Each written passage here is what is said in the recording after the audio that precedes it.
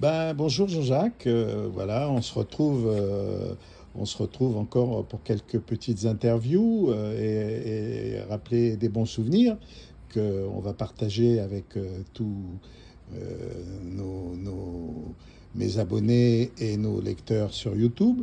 Alors, on va appeler ça la troisième volée des années télé, La saga hein, télé. qui sont pour toi un super souvenir et qui ont duré quand même 10 ans, ouais, 10, plus 11 que ans. 10 ans, 11 ans, 12 ans. Et on verra à la fin, ça nous a donné l'objet de nous connaître et ça fait 35 ans que ça dure. Alors, le bâton de maréchal, quand même, c'était la classe. Ah La oui. classe, une émission mythique. Moi-même, grâce à toi, j'ai pu assister à de nombreux enregistrements. Et c'était un peu le tremplin de toutes les vedettes d'aujourd'hui. Ils sont passés. Alors, raconte-nous un peu la classe. Raconte-nous les gars qui ont débuté, dont tu te souviens, et les meilleurs moments, etc. Voilà. La classe, en fait, comme il n'y avait pas vraiment de cadeaux à offrir aux comédiens, c'était mon petit hobby, en fait. J'adorais la classe et donc je me suis comment dire, j'y travaillais sans vraiment être Rémunéré. voilà, dans la production. Mais je touchais quand même un tige là-dedans. Et puis la classe, j'ai aimé, car j'ai aimé des tas de comédiens qui ont démarré. Je citerai La Gaffe, Jean-Marie Bigard, Tex, Le Cluise. Ouh là là, il y en a tellement que Palmade, Ah bah oui, vas-y, La Palmade. Roche, La Roque, pardon. Taxi aussi, qui était sympa. El Château, j'adorais El Ah Château. ouais, ouais, ouais. Toutes les nanas adoraient El Château. Ouais, les Vampes, Les Vampes. La Roque, ouais, tu l'as dit. Le présentateur, bah, c'était le mythique Ah bah oui, Fabrice. Hein. lui. Bon, il y avait Bézu aussi, à la queue leu. Ah, Pompougnac, oui, aussi. Pompugnac, Olivier Lejeune, Derek, Élie Kakou, Ouais, quelquefois. ouais, Quel ouais, souvenir. ouais. Chantal là-dessus, bien sûr. Virginie Lemoine, qui après, avec Jacques Martin, a fait Enfin, il y en a Mabille, eu. Péchin, Ouais, Robin, ouais. Muriel Robin, ouais. ouais, Ouais, ouais. Roumanoff. Romanov. Même Ruquier a souvent participé. Enfin, quel plateau Ah bah aujourd'hui. c'était un plateau magique, parce Voilà, que voilà. on déconnait en permanence. Dès que tous les comédiens arrivaient, c'était déjà la déconnade. Et je raconte pas les histoires entre les épisodes qu'on tournait, ce qui se passait, quoi. Et puis moi j'aimais bien Jean-Marie Bigard, car on a eu plusieurs occasions De de Copinet. travailler Ouais, ouais. ensemble, justement sur son premier programme, son premier one-man show à Paris, parce qu'il en avait fait en province, hein, mais bon, c'était pas pareil. Et à Paris, donc, Wolanski lui avait fait une affiche, et c'était marqué, vous avez dit Bigard comme c'est Bigard, avec les textes de Laurent Baffy. Et ça, on a travaillé ensemble là-dessus, sur le dossier de presse, sur le point virgule. T'as même imprimé les affiches. Ah, ils ont imprimé les chefs. Enfin, De c'est ta Simon, poche. Simon, mon frère, Ouais, de ta poche. de ma poche. Bah oui, Et vous, je l'aimais bien, donc. et t'as réservé toi-même, tu t'es engagé auprès de. Exactement. De Caroline, la patronne du point virgule. Pour qu'elle réserve la. Exactement, la salle pour plusieurs mois, alors que dès les premières séances, elle a bouclé presque les 6 prochains mois. Parce que ça marchait bien, Jean-Marie Bigard. Et d'ailleurs, en parlant de Jean-Marie Bigard, un de mes copains de l'époque, qui était le patron de Blanc-Bleu, m'avait dit, écoute, Jackie, ce serait bien si Jean-Marie Bigard mettait un pull à moi blanc-bleu sur le plateau, quoi. Ça s'appelait de la pub Ouais, la pub placée, hein. indirecte. Indirect, ouais. Et j'ai dit oui, pourquoi pas. Écoute, envoie-moi quelques modèles, les nouveaux, et puis je veux lui en parler, mais je pense qu'il n'y a pas de souci, il pourra le faire pour moi, quoi. Et donc il m'a envoyé, un jour j'arrive au plateau, on m'a dit, Jackie, il y a plusieurs cartons qui sont arrivés pour toi. Plusieurs cartons, mais ça vient d'où? Donc j'ouvre et puis il y avait des blancs-bleus, toute la gamme blanc-bleu, de toutes les tailles, toutes les couleurs. Donc ce soir-là, toute la classe était en blanc-bleu. Ah là, je me suis fait taper sur les doigts là après, parce que j'ai habillé tous ceux qui étaient présents à la classe ce jour-là, je les ai habillés de blanc-bleu, j'ai ouvert un magasin en bas où je fais la bouffe en général, et puis je leur ai dit, choisissez ce que vous voulez, mais vous le portez dans l'émission. Ouais. Et puis, c'est ce qu'ils ont fait. Alors, on a fait 3 émissions ce jour-là. Donc, 3 émissions, j'ai réussi à les placer. Un bon placement de produit. Parce que c'était fini. Hein. Dès que Guy Lux a vu ça, mais c'est quoi ce bordel? Mais qui c'est qui a... Et bon, bref, j'ai pris sur moi, évidemment, j'étais le responsable. Et on a viré tous les blancs-bleus, à part Jean-Marie Bigard qui a continué à le faire parce que c'était son... sponsor. Voilà. Il les aimait bien, et d'ailleurs, il a continué avec Blanc-Bleu, avec des contrats entre eux, personnels. Les plus concernés. Ouais.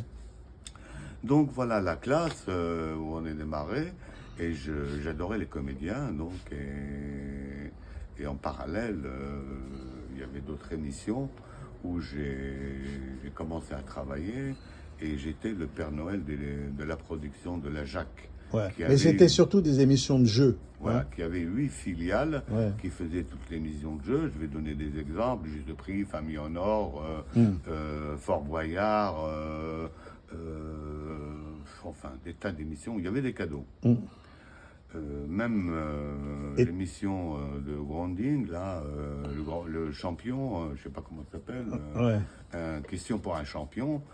C'est moi qui offrais là-bas aussi. Ça pouvait être intellectuel. Tout ce qui était plus ou moins France 2, France 3. France 2, France 3, c'est enfin les émissions qu'on faisait nous. Oui.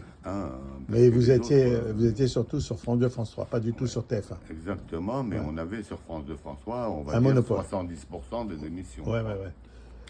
Donc voilà, je continue, et puis ce jour-là, un jour, parmi d'autres, quand j'ai démarré ma première production, enfin en tant que producteur, c'était Hugo Délire, donc, et c'est là où j'ai connu mon cher Yvon Chadi.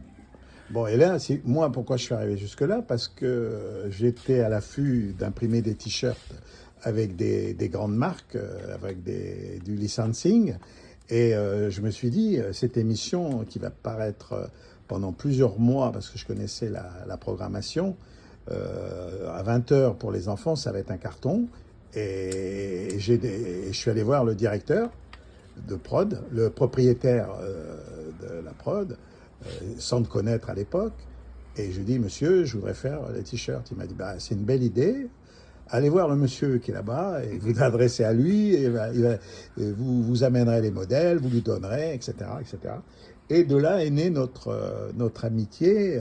Et d'ailleurs, je me souviens de cette anecdote, c'est que notre ami, j'ai oublié son prénom, le producteur.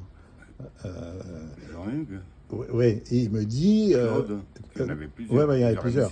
Il me dit, vous avez des enfants? Je dis oui, j'en ai un, il a 2 ans. Il m'a dit non, ça c'est pas bon, mais j'en ai un autre qui a 6 ans. Il dit, vous l'amenez, il va participer. Et donc, ce soir-là, mon fils a participé, et comme par hasard, je sais pas pourquoi, on a gagné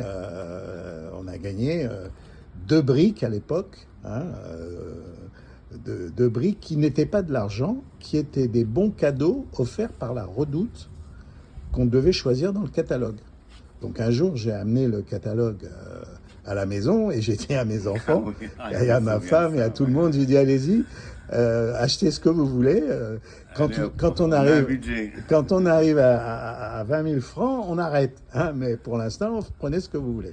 Voilà, donc j'ai un super, et puis après, bon, on est resté en contact, j'ai fait beaucoup de produits dérivés pour toutes les émissions, plusieurs émissions, etc., pas que sur Hugo Délire. Et voilà, et donc pour moi aussi, les années télé restent et demeurent des belles années.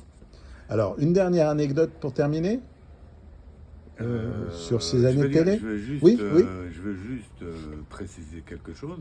c'est dans la production. Quand on fait un pilote, c'est une émission intemporelle Ouais. qu'on donne à la chaîne Pour savoir si elle accepte. pour voir si elle veut prendre le programme, elle achète le programme ou non.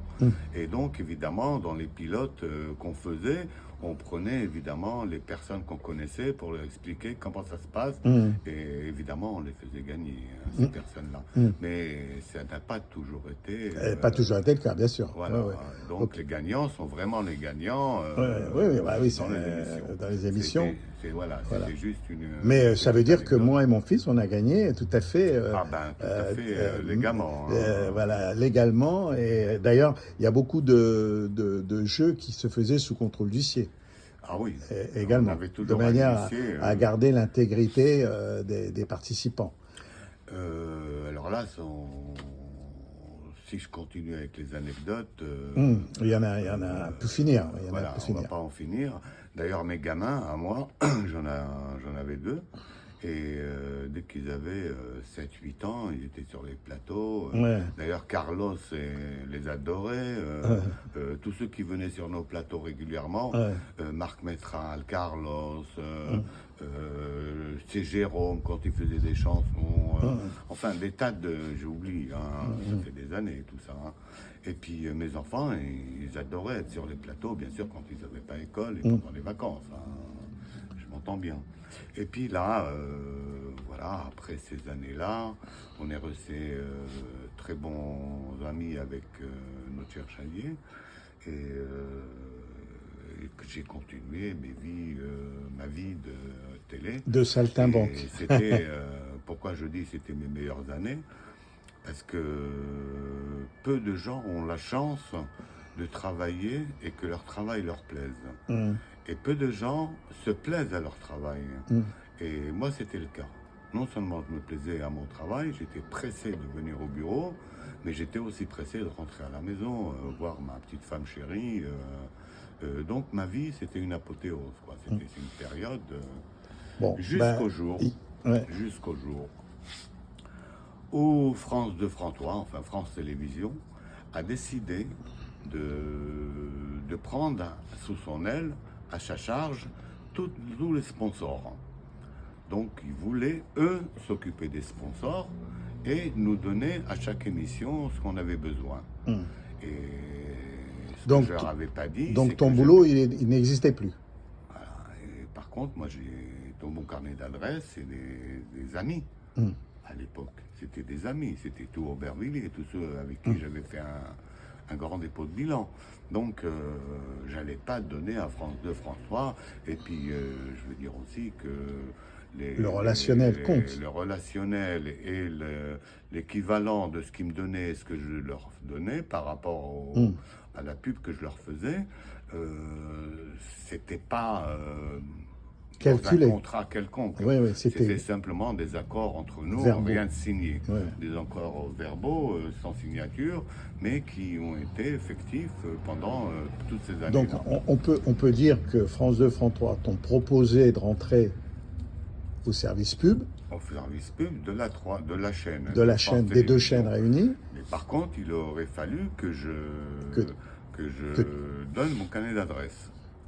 Et n'étant pas d'accord de donner mon carnet d'adresse, car il y avait beaucoup de failles au niveau financier dans tout ça, c'était un panier à salade, et seul moi m'y retrouvais. Voilà, et donc tu as décliné l'offre, et tu as dû arrêter ton activité. France Télévisions m'a envoyé des personnes pour prendre mes ordinateurs.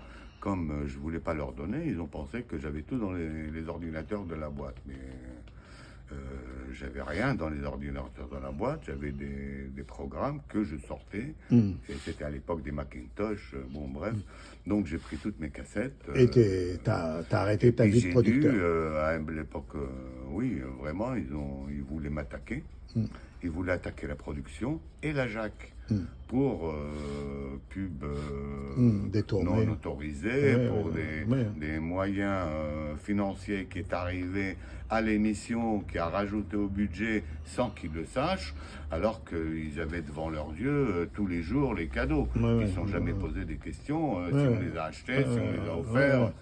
Bref, donc c'était un peu mal barré. Donc, tu as préféré Et j'ai arrêter préféré tout. arrêter là tout le temps que... Voilà. Et de manière à mettre bien. en porte-à-faux personne. Exactement. T'es parti. Et Et t'es partir parti encore une fois, en encore Israël. une fois, En en Israël. Israël. Et on arrive 1996. Voilà.